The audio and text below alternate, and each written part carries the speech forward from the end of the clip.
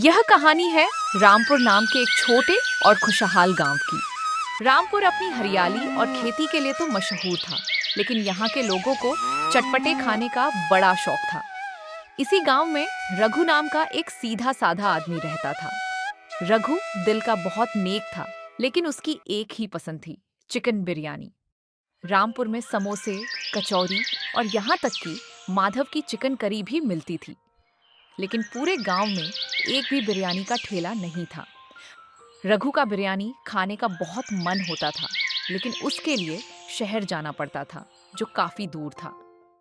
एक दिन रघु चौपाल पर बैठा था, तभी वहां पर करीम चाचा आए। अरे रघु, क्या हुआ? ऐसे मुंह लटकाए क्यों बैठा है? अरे चाचा, इस गांव में सब कुछ मिलता है, बस एक अच्छी बिरयानी नसीब नहीं होती। शहर जाने में पूरा दिन निकल जाता है। अरे रघु बेटा, क्यों परेशान है? सुना है कल से बाजार के कोने में शंभू बिरयानी का ठेला लगा रहा है। रघु की आंखें चमक उठी। क्या सच कह रहे हो क्या काका? हाँ भाई, सच में। और उसने कहा है कि वो शहर से सीख कर आया है और बहुत ही शानदार बिरयानी बनाता है। रघु बहुत ही खुश हुआ। अगले दिन जैसे ही शाम हुई, रघु सज धज कर शंभू के ठेले पर पहुंचा। वहां काफी भीड़ थी। रघु ने बड़े उत्साह से कहा, शंभू भाई, एक प्लेट जबरदस्त बिरयानी लगा दो। बहुत इंतजार किया है इस दिन का। हाँ भाई, ये लो मजेदार चिकन बिरयानी। शंभू ने बड़े स्टाइल से ढक्कन खोला। खुशबू तो उड़ी, लेकिन उसमें वो दम नहीं था। रघु ने जैसे ही पहला निवाला मुंह में डाला, उसका चेहरा उतर गया। उसने चावल चबाए और बोला, शंभू भाई, ये क्या है? चावल तो एकदम कड़े हैं और चिकन के अंदर तक तो नमक भी नहीं पहुंचा। मसाला तो ऐसा लग रहा है जैसे ऊपर से छिड़क दिया हो। पास खड़ा एक और ग्राहक बोला, हाँ भाई, रघु सही कह रहा है। ये बिरयानी कम और उबले हुए चावल और सालन ज्यादा लग रहा है। स्वाद तो बिल्कुल नहीं है। शंभू चिढ़कर बोला, अरे भाई, गांव में यही मिलता है। अब क्या तुम्हें शाही बावर्ची वाला स्वाद दूं? खाना है तो खाओ, वरना आगे बढ़ो। रघु को बहुत बुरा लगा। उसने आधी प्लेट छोड़ दी और घर की ओर निकल गया। तभी उसे रास्ते में माधव की चिकन करी का ठेला दिखा। चलो, चिकन बिरयानी तो नसीब नहीं हुई, चिकन करी ही खा लेता हूँ। वह चिकन करी के ठेले पर गया। अरे रघु, क्या हुआ? इतना गुस्से में क्यों है? अरे क्या बताऊं माधव, वो शंभू ने बिरयानी का ठेला खोला है। बहुत दिनों से मन था बिरयानी खाने का। तो क्या हुआ? तूने खाया नहीं क्या? हाँ भाई, खाया ना, लेकिन उसकी बिरयानी में जरा भी स्वाद नहीं है और ऊपर से उसकी अकड़ भी बहुत है। माधव ने गंभीर स्वर में कहा, तो भाई, तू खुद एक बिरयानी का ठेला क्यों नहीं खोल लेता? नहीं भाई, मुझे कहाँ बिरयानी बनानी आती है। तो सीख ले भाई, तेरा धंधा भी हो जाएगा और हमें भी बिरयानी खाने को मिलेगी। रघु की आंखें चमक उठी। वह सोच में पड़ गया। चिकन करी खाने के बाद वह घर की ओर निकल गया। जब वह घर पहुंचा तो उसके दिल में अब भी वही बात घूम रही थी। कुछ देर बाद उसने खाना खाया और बिस्तर पर लेट गया। लेटे लेटे उसने सोचा, माधव ने सही कहा, गांव में मुझे ही एक बिरयानी का ठेला खोलना पड़ेगा, लेकिन मुझे बिरयानी बनाना सिखाएगा कौन? कुछ देर लेटे रहने के बाद अचानक उसके दिमाग में बिजली सी कौंधी। अरे हाँ, रमा चाची। रघु को अपनी चाची की याद आई, जो पास ही के गांव में रहती थी। रमा चाची तो कमाल का खाना बनाती है, उन्हें तो बिरयानी बनानी आती ही होगी। चलो, कल उनके गांव जाकर बिरयानी बनाना सीखूंगा। रघु की आंखों में उम्मीद की किरण जग चुकी थी। अब उसके गांव में भी एक बिरयानी का ठेला होगा और वह भी अब बिरयानी खा सकेगा। यही सोचते सोचते वह सो गया। अगले दिन अपनी चाची के गांव की तरफ निकल गया। बिरयानी बनाने की चाह और गांव वालों को बिरयानी खिलाने का हौसला अब भी उसके मन में था। चलते चलते वह अपनी चाची के गांव में पहुंचा। चाची के घर पहुंचते ही रघु ने आवाज दी, चाची, चाची, घर पर हो क्या?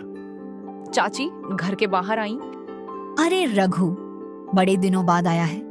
हाँ चाची, बहुत दिनों से आपसे मिलने का मन था और आपसे एक जरूरी काम भी था। अरे हाँ, पहले अंदर तो आ। वो दोनों घर के अंदर गए। चाची ने पूछा, तो बता, अचानक मुझसे कौन सा काम आ गया तुझे? चाची, हमारे गांव में सारे खाने के ठेले हैं, लेकिन बिरयानी का एक भी ठेला नहीं है। तो मैं सोच रहा था कि गांव में एक बिरयानी का ठेला खोल लूं। अरे वाह, ये तो एकदम सही विचार है। लेकिन क्या तुझे बिरयानी बनानी आती है? नहीं चाची, इसलिए तो मैं आपके पास आया हूँ। क्या आप मुझे बिरयानी बनाना सिखाओगी? अरे बेटा, लेकिन बिरयानी बनाना आसान काम नहीं है। चाहे कुछ भी हो चाची, मैं बिरयानी बनाना जरूर सीखूंगा और गांव में ठेला लगाऊंगा।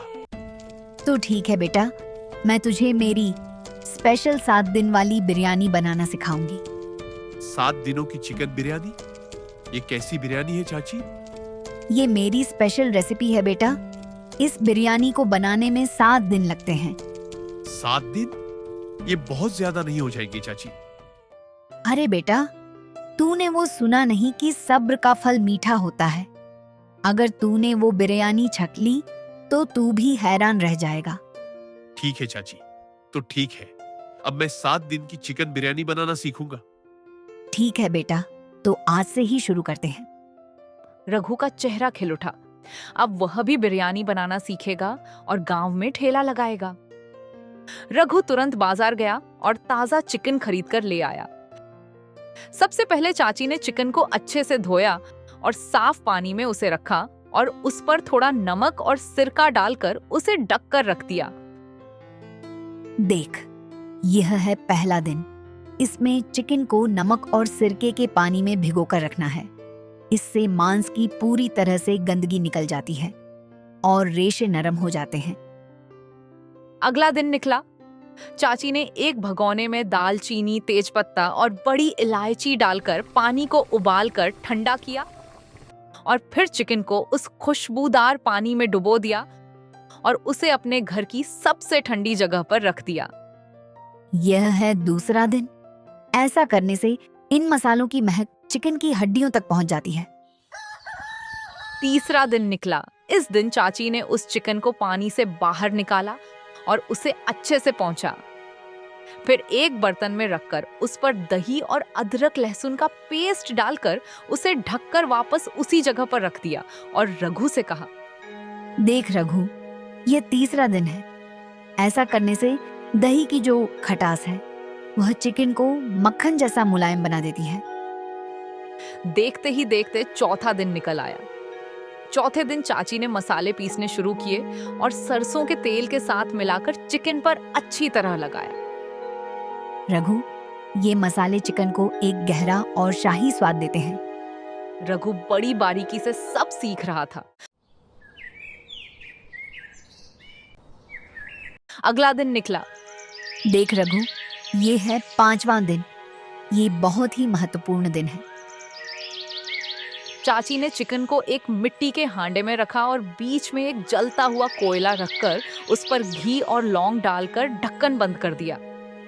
पूरा दिन चिकन धुएं और मसालों के साथ आराम करता रहा।